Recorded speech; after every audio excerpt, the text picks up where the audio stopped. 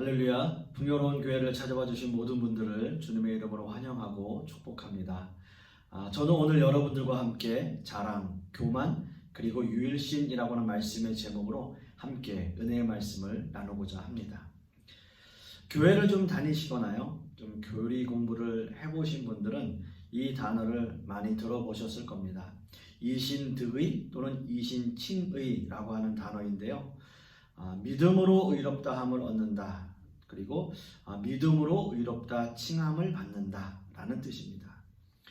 로마서 주제를 한마디로 표현한다면 바로 이 이신득의 또는 이신칭의라고 말할 수 있습니다.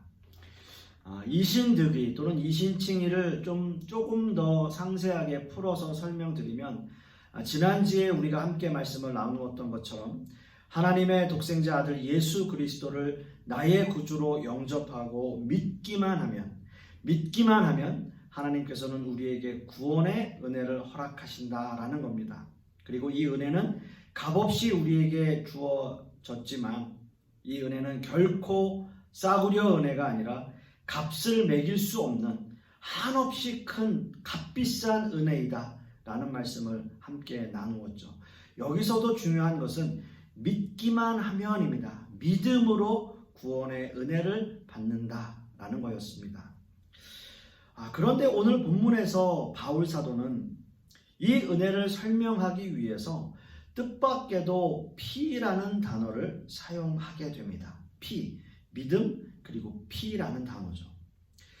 이 은혜가 피와 연관이 있다라는 말씀인 건데요. 오늘 이 본문 함께 읽은 25절 말씀을 다시 한번 보시면, 이 예수를 하나님이 그의 피로써 믿음으로 말미암는 화목제물로 세우셨으니 라고 말하고 있습니다. 하나님이 그의 피로써 믿음으로 말미암는, 즉 피와 믿음을 이야기하고 있습니다. 하나님은 우리 인간들을 구원하시기 위해서 예수 그리스도의 피를 화목제물로 삼으셨다라고 하는 건데요.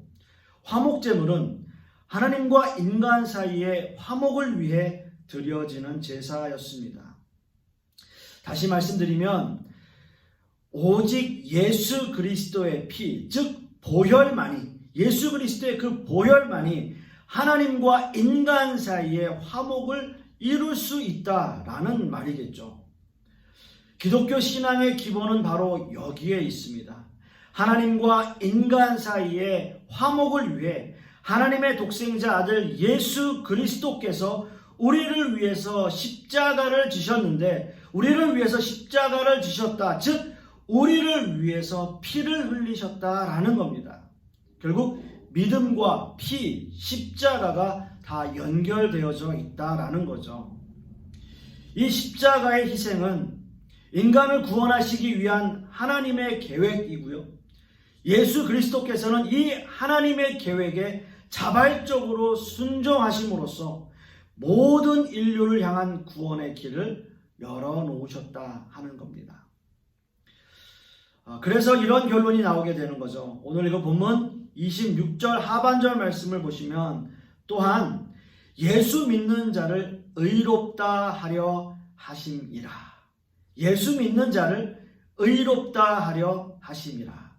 즉 이신칭의, 믿음으로 의롭다 하심을 얻는다라는 뜻입니다. 그래서 이 사실을 믿는다면, 예수님이 나를 위해서 십자가를 지시고 예수 그리스도께서 나를 위해서 물과 피를 흘리신 그 사실을 믿는다면 우리의 죄는 모두 사해지고 하나님께서는 우리를 의롭다라고 불러주신다라는 거예요. 너희는 의로운 사람이 되었다, 너희는 의인이 되었다라고 말씀해 주신다라는 거예요. 여러분, 이게 바로 은혜입니다. 이게 하나님의 사랑이에요. 이것이 값없이 주시는 은혜입니다. 그냥 믿기만 하면 의롭다고 불러주시는 거예요. 의롭다고 칭해 주시는 거예요. 의롭다고 인정해 주시는 것, 이것이 진정한 은혜라는 겁니다. 사랑하는 성도 여러분, 하나님께서는 예수 그리스도를 나의 구주로 영접하고 믿는 모든 사람들, 바로 저와 여러분들을 의롭다라고 하십니다. 여러분 믿으십니까? 예, 아멘입니다. 아멘이에요. 그렇습니다. 우리는 이제 하나님 앞에서 의인이에요. 우리가 의로운 행동을 해서가 아니라, 우리가 의롭다라고 인정받을 만한 그 무엇을 우리가 해서가 아니라 하나님께서 그렇게 해주시겠다는 거예요. 하나님께서 자녀 삼아주시고 하나님께서 우리를 의롭다고 인정해 주신다라고 하는 겁니다. 바울 사도는 이렇게 모든 인류에 대하여, 그리고 물론 유대인들을 포함해서 이런 최종 선언을 하는 겁니다. 모든 인류가 그 죄로 말미암아 사형 언도를 받을 수밖에 없지만 전적인 하나님의 은혜로 우리는 값없이 구원을 얻었다. 게다가 우리를 위해 돌아가신 예수 그리스도를 믿기만 하면 우리를 의롭다 인정해 주시겠다라는 거죠. 인정해 주시겠다라고 하는 하나님의 약속까지 우리는 얻은 것입니다. 자, 그렇다면 말이죠. 지금 이 상황에서 이 이야기를 듣고 가장 기분 나쁜 사람들이 누구일까요? 가장 기분이 나쁜 사람들. 그렇죠. 아마도 바울 사도의 이 말을 듣고 가장 기분 나쁜 사람들은 그렇습니다. 유대인들일 거예요. 유대인들이에요. 이 유대인들은 이 사실이 마음에 들지 않습니다. 그리고 이 이야기를 믿고 싶어 하지 않아요. 그들은 예수님이 메시아이심을 인정하지도 않을 뿐더러 예수님을 믿기만 하면 모두 구원을 얻는다라는 이 사실을 인정하고 싶지 않았을 겁니다. 여러분, 우리가 세상 법정에서도 그 판결이 불공정하고 내가 좀 더 억울한 판결을 내렸다라고 생각이 될 때 그 판결을 뒤집고 싶다면 우리는 어떻게 합니까? 지금 세상법이라면 말이죠. 예, 항소를 하게 되죠. 항소. 이 상황들을 다시 한번 봐주십시오. 다시 그것을 어필하게 되는 거예요. 어떻게 보면 오늘 읽은 본문의 말씀 27절에서 31절까지의 말씀은 유대인들이 판결을 뒤집기 위해서 자신들이 가지고 나오는 항소장 같은 거예요. 우리가 이러이러한 생각을 가지고 있는데 이것을 좀 뒤집어 주십시오 라는 거예요. 그런데 바울 사도는 이것마저도 미리 사전에 봉쇄하겠다라고 하는 거예요. 너희들이 이러이러한 질문이 있어? 내가 그거 미리 답해 줄게. 요즘 유행하는 말로 그 입을 더 이상 열지 말라라는 거죠. 그 입 다물라라는 거죠. 요즘에 참 입만 열면 문제를 일으키고 또 분열시키는 사람이 있지 않습니까? 저 먼 나라에 있지 않습니까, 여러분? 예, 여러분들이 생각하고 있는 바로 그 사람 맞습니다. 그런 사람이 있어요. 유대인들이 할 수 있는 항소의 근거들, 그 질문들을 다시 한번 짚어주면서 더 이상 그들이 어떤 변명을 할 수 없게 만들어버리는 거예요. 바울 사도는 그것까지 이야기하는 겁니다. 여러분, 사람들이요, 어떤 모사를 꾸밀 때 가장 비참한 것은요, 자기가 꾸며놓은 그 모사를 상대방에게 들키는 거예요. 내가 잘 준비하고 내가 반격하려고 생각하고 있었던 것을 상대방에게 내 마음이 들킬 때 가장 비참합니다. 사도 바울은 유대인들이 내세울 만한 권리들이나 특권, 그리고 여러 질문들을 미리 알고 이야기하는 거예요. 더 이상 너희들이 아무 말도 할 수 없다. 더 이상 그들이 아무 말도 할 수 없게 만들어버리는 거죠. 저는 오늘 이 유대인들이 할 수 있는 그 세 가지의 질문들, 그 세 가지의 질문들과 바울 사도의 답을 통해서 은혜의 말씀을 함께 나누고자 합니다. 첫 번째 질문은 이거예요. 27절 말씀에 그런즉 자랑할 때가 어디냐라는 거죠. 그런즉 자랑할 때가 어디냐라는 질문입니다. 오늘 이 본문에서 자랑이라고 하는 이 헬라어 원어의 의미는 영광스러움이라는 뜻이에요. 유대인들이 가지고 있었던 영광스러움, 자랑, 그것은 과연 무엇일까요? 예, 그렇습니다. 지금까지 여러분들과 함께 말씀을 나누었던 것처럼 하나님 앞에 선택받은 민족이라는 것 아닐까요? 우리는 선택받은 민족입니다. 우리는 선민입니다. 라는 거였어요. 하나님의 말씀을 받았다는 것, 또 그걸 아니겠습니까? 그것도 맞죠. 하나님의 말씀을, 우리는 율법을 받았습니다. 또 법도 받았습니다. 라는 거예요. 그렇습니다. 이것은 사실 선택받은 입장에서는, 선택받은 사람들의 입장, 선택받은 민족의 입장에서는 굉장히 대단한 자랑거리이죠. 선택받은 사람 입장에서는 그렇습니다. 그래서 이렇게 생각해요.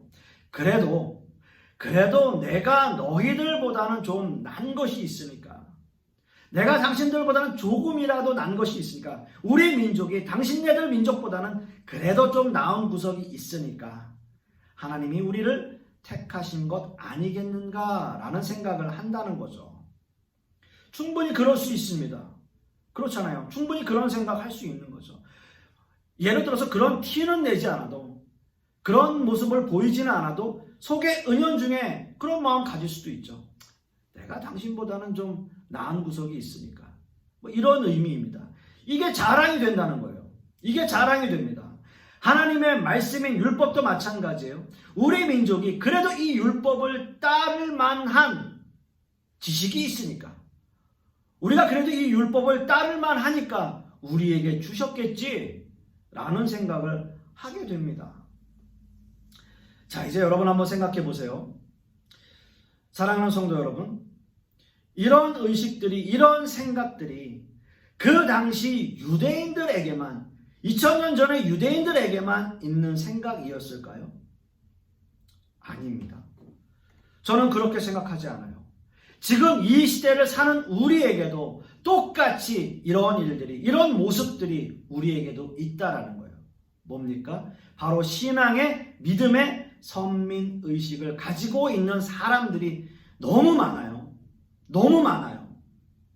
내가 먼저 믿고 신앙생활 오래 한 것이 마치 자신의 특권인 양 생각하는 성도들이 있다는 거죠.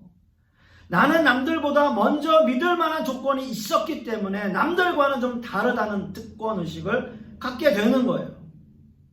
우리도 모르는 사이에 이런 실수와 오류를 범하게 되는 겁니다. 신앙생활을 오래 하신 분들은요, 그분들만의 고집과 아집이 좀 있어요. 내가 은혜 받은 것, 그게 다인 사람이 있어요. 나랑 똑같은 은혜를 똑같이 경험하지 않으면 상대방이 받은 은혜에 대해서는 조금 얕잡아 보는 것 같은 그런 모습들도 있어요. 내가 좀 특별한 것을 경험했다라고 하면 그런 경험을 하지 못한 사람들에 대해서 조금 낮게 보는 그런 경향들이 다 있다고요. 어떤 분들이 신앙에 대해서 질문을 하면요, 이런 식으로 말을 해요. 아유, 집사님. 아직은 집사님 좀 얕아서 그래. 조금 더 지나면 그런 일들 아무것도 아니야. 그런 거 아무렇지도 않게 넘어가. 좀 믿음이 적어서 그래, 집사님. 집사님 요즘 기도 안 하시는구나. 이런 식이에요, 여러분. 내가 보기에는 별일 아닌 것처럼 보여도 그 사람에게는 그 상황이, 그 모든 환경들이 벼랑 끝일 수 있어요, 여러분. 내가 보기에는 별일 아닌 것처럼 느껴져도 그 사람에게는 그 일이 인생을 걸고 있는 일일 수도 있다라고 하는 거예요. 여러분, 교회 안에서 나도 모르게 가지는 신앙의 선민의식, 여러분 이런 거부터 버려야 됩니다. 정말 이런 거 버려야 됩니다, 여러분. 교회 안에서는 특별히 특권의식 갖지 마십시오. 자랑하지 마십시오. 그래서 바울 사도는 이렇게 말하는 거예요. 무슨 법으로냐? 무슨 법으로냐? 행위로냐? 아니라 오직 믿음의 법으로니라. 오직 믿음의 법으로니라 라고 말씀하고 있어요. 유대인들은 하나님께 선택받은 자부심과 하나님의 말씀을 받았다는 특권의식에 사로잡혀서 모든 민족을 다 개취급한 민족들이에요. 그런 유대인들을 향해서 너희 더 이상 자랑하지 마라. 더 이상 자랑하지 마라. 그 어떤 행위로도 구원받을 수는 없다. 오직 믿음으로다. 오직 말씀, 믿음으로만 구원을 얻는 것이고 의롭다 하심을 얻는 것이다. 사랑하는 성도 여러분, 우리는 믿음으로 구원을 얻었고요. 신앙생활 많이 했다고 구원 얻는 것 아니고요. 내가 교회에서 조금 높은 직분 받았다고 그것을 구원 얻는 것 더더욱 아니고요. 신앙의 연륜이 생기고 더 믿음 위에 서면 더 겸손해지고 더 낮아지고 더 무릎 꿇기 위해서 애쓰고 더 남을 위해서 기도해 주려고 애쓰는 게 믿음이고 연륜이어야 돼요. 저는 간절히 소망하기는 믿음의 어떤 그런 선민의식 그런 거 버리고요. 겸손한 마음으로 겸손한 믿음으로 무릎 꿇는 심령으로 사시는 저와 여러분 되시기를 간절히 소망하겠습니다. 두 번째 질문은요, 이것입니다. 하나님은 다만 유대인의 하나님이시냐라는 질문입니다. 하나님은 이 세상 온 우주 만물을 창조하신 유일하신 하나님이십니다. 유일하신 하나님이세요. 하나님이 한 분이시라는 의미는 이방인을 위한 다른 신 역시 없다는 뜻입니다. 유일하신 하나님은 이방인을 위한 다른 신 역시 없다라는 뜻이에요. 그렇잖아요, 여러분. 유대인들이 믿고 있는 신이 이 세상을 창조하신 유일한 신이신데 자기들만의 신이라고 한다면 그건 모순이잖아요. 하나님은 유일신이잖아요. 한 분 하나님이시잖아요. 오직 신은 한 분 하나님이시잖아요. 유대인들만을 위한 하나님이 아니라 모든 민족을 위한 하나님이라고 하는 게 맞지 않습니까? 그게 맞아요. 유대인들은 이 부분에 있어서도 자신들만을 위한 유일신 사상을 가지고 있었어요. 자신들만 구원의 대상이고 모든 민족은 다 멸망의 대상이라고 생각하는 거죠. 하지만 성경은 그렇게 말하고 있지 않습니다. 시편 96편 4절 5절 말씀을 보시면 여호와는 위대하시니 지극히 찬양할 것이요 모든 신들보다 경외할 것이며 만국의 모든 신들은 우상들이지만 여호와께서는 하늘을 지으셨음이로다 라고 분명히 말씀하고 있어요. 이 말씀은 세상의 모든 것은 헛된 우상들이지만 하나님만이 진정한 하나님이시며 유일하신 하나님이시다라는 선포예요. 만일 세상에 다른 신들이 존재하고 하나님은 유대인들에게만 하나님이시라면 이런 말씀을 하시지 않았을 거예요. 또한 이사야 11장 10절 말씀에도 그날에 이새의 뿌리에서 한 싹이 나서 만민의 기치로 설 것이요 열방이 그에게로 돌아오리니 그가 거한 곳이 영화로우리라 라고 말씀하고 있어요. 자, 이 말씀 속에서 열방, 즉 모든 민족을 말할 때 영어식 표현으로도 all nation이라고 말하고 있습니다. 하나님은 유대인들만의 하나님이 아니라 모든 열방의 하나님이심, 모든 민족의 하나님이심을 선포하는 거예요. all nation, 모든 열방의 하나님이심을 선포합니다. 따라서 하나님은 유대인들만의 하나님이 아니라 모든 민족의 유일하신 하나님이시라는 거죠. 유일하신 하나님. 사랑하는 성도 여러분, 자, 저는 이 부분에 대해서 참 할 말이 많습니다. 기독교인들이 가지고 있는 배타성 때문이에요. 배타성. 마치 예수님 당시에 있었던 유대 종교 지도자들이나 바리새인들 같은 사람들이 이방 사람들에게 가지고 있었던 배타성이나 더 심하게 말하면 적개심 같은 것이 이 시대의 성도들에게도 있다라고 하는 사실입니다. 기독교인들 이외의 모든 사람들은 다 마귀의 자녀라고 낙인 찍어버렸어요. 어떻게 보면 전도의 대상이 아니라 그들은 우리에게 혐오의 대상이다 라고 생각하는 사람들도 있어요. 자, 어떤 사건이 벌어지면요, 기독교인들은 그 사람이 기독교인인지 아닌지를 굉장히 궁금해해요. 그래서 이래요. 저 사람 예수 안 믿어서 이런 일을 했을 거야 라는 말을 좋아해요.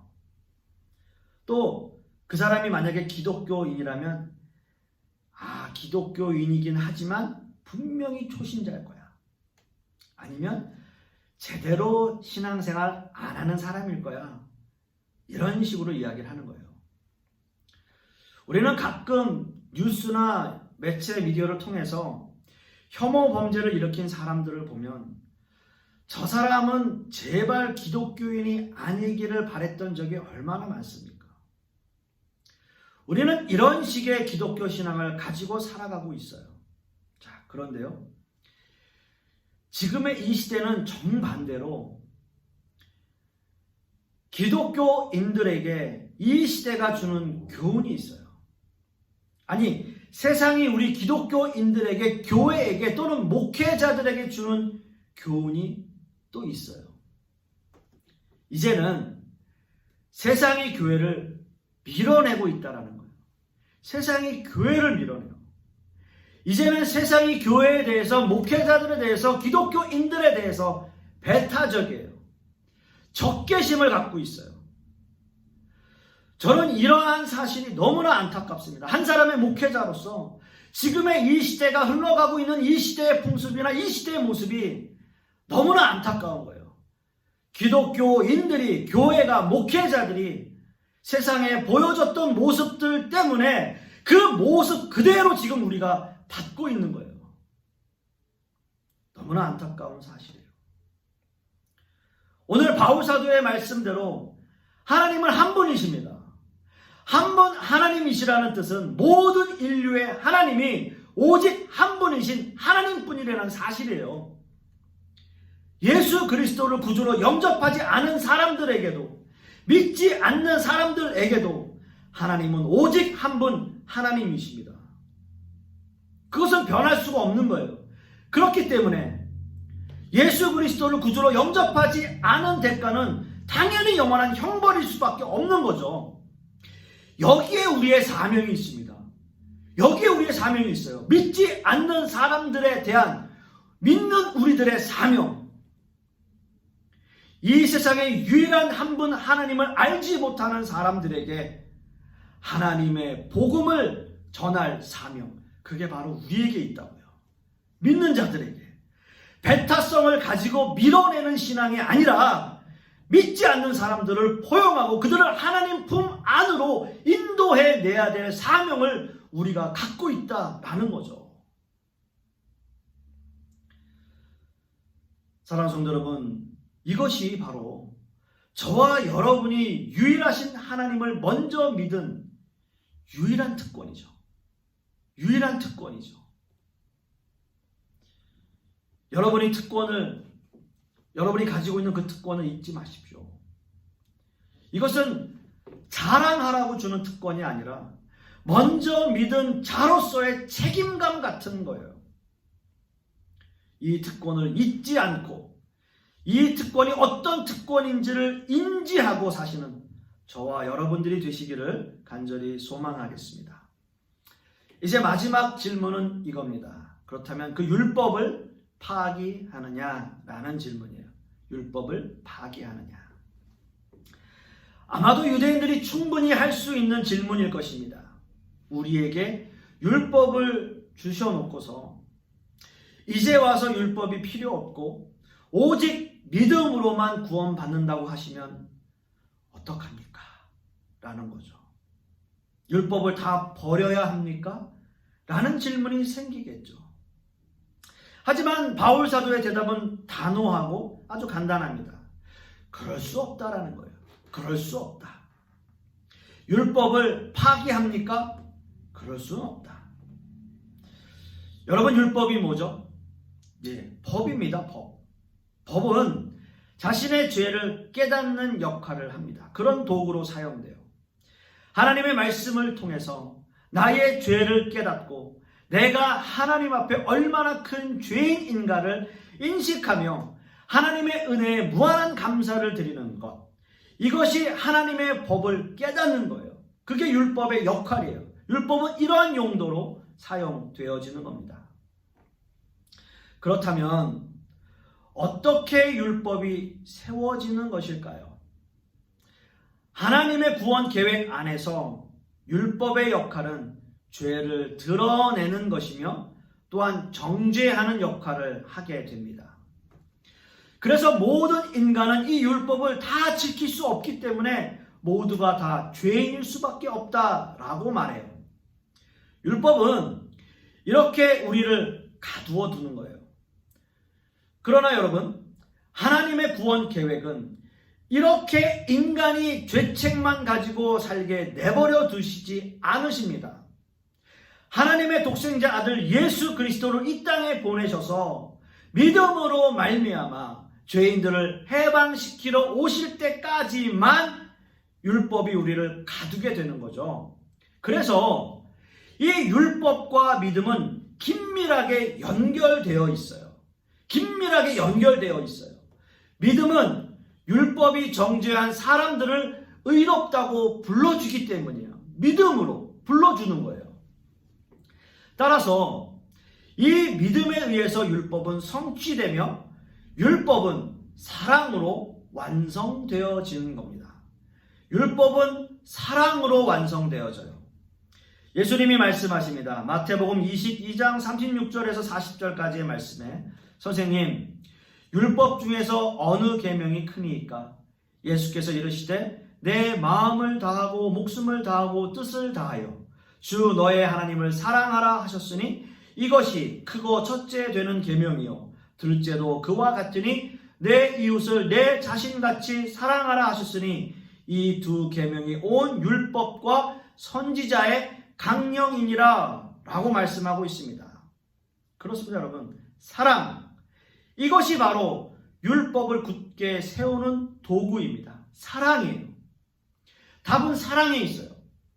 사랑이 없다면 율법은 완전할 수 없습니다. 이렇게 율법은 믿음과 사랑으로 완전해지는 거예요. 믿음과 사랑으로 완전해지는 거예요. 이 믿음과 사랑 앞에 자랑할 것이 과연 무엇이 있겠어요?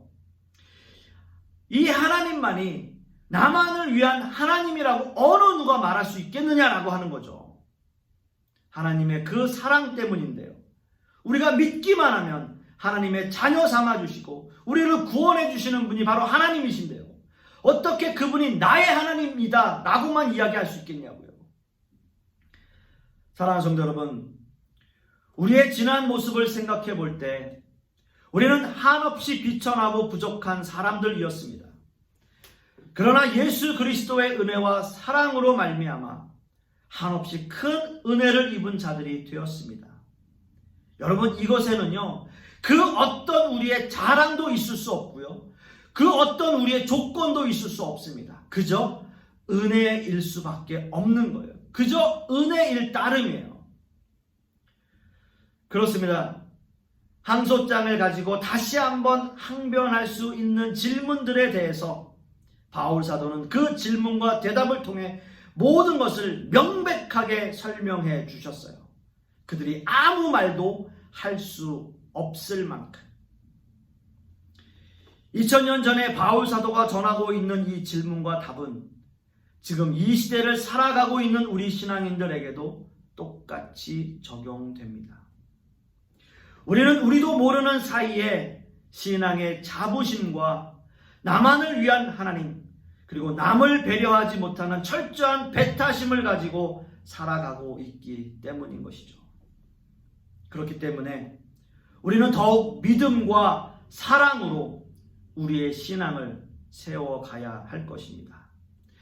이것이 진정 은혜 받은 자의 모습이 될 것이며, 이런 은혜를 믿지 않는 사람들에게도 하나님은 유일하신 하나님이시라는 사실을 전해야 하며 살아가는 그러한 신앙인이 진정한 믿음의 신앙인이기 때문입니다.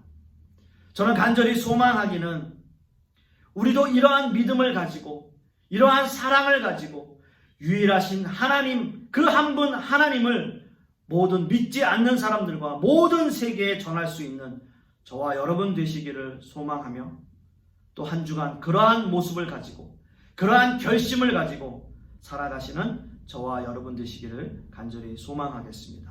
기도하겠습니다. 아버지 하나님의 은혜를 참으로 감사드립니다. 오늘 바울 사도의 이 질문과 답을 통해서 우리가 먼저 믿고 우리가 먼저 하나님의 자녀 되어 은혜 받은 것이 그저 내가 잘나서가 아니고 내가 자랑할 거리가 되는 것이 아니라 믿지 않는 모든 사람들에게 하나님의 말씀을 전하고 유일하신 하나님 한 분, 그 하나님을 전하기 위한 특권임을 다시 한번 깨닫게 하여 주시옵소서. 그리하여 세상 가운데서 복음을 전하는, 날마다 하나님의 말씀과 복음을 전하는 우리들의 모습이 될 수 있도록 주님께서 역사하여 주시옵소서. 이번 한 주간도 그러한 삶 살아갈 수 있도록 주님께서 지키시고 인도하여 주시옵소서. 주님 감사드리며 예수 그리스도 이름 받들어 기도드렸사옵나이다. 아멘.